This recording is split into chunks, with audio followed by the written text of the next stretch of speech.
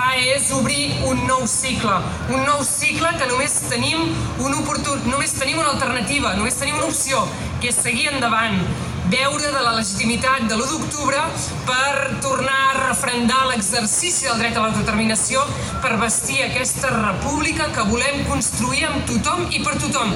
I de fet, sabem que ho farem.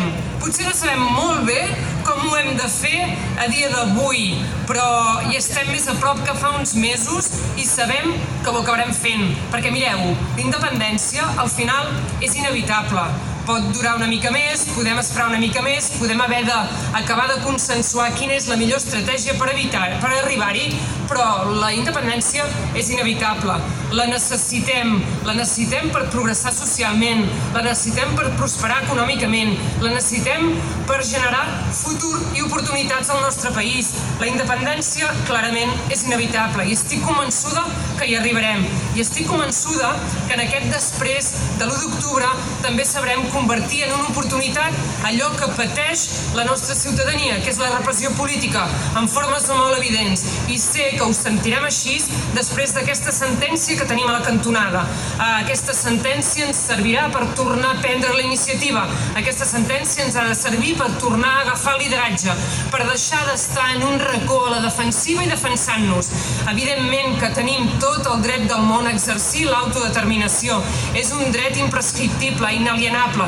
I evidentment que tenim tot el dret del món a defensar el projecte polític que fa tants anys que expliquem i defensem, que és la independència del nostre país, que és construir aquesta república amb tothom, amb aquesta diversitat i riquesa que tenim al nostre país, amb gent de diferents parles, de diferents orígens.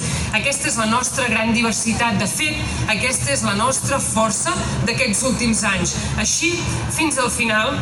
I dir-vos que per mi avui és un plaer recordar que fa 10 anys érem aquí, que fins i tot vam improvisar una mica de dinar, una arrossada al final del passeig, que vam recórrer les urnes d'aquesta consulta popular, que els carrers vessaven a ple de gent i que acompanyava una persona al meu costat que avui no es pot enviar aquest missatge, però que he tingut l'oportunitat de parlar-hi i que us envia determinació, força, coratge i perseverança.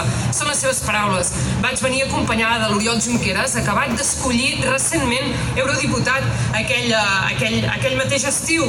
I amb ell sabíem que aquesta consulta popular que hi va haver anys damunt, ara fa 10 anys, començava a ser l'inici d'un cicle que no hem acabat, però que estem convençuts que acabarem. Salut i república.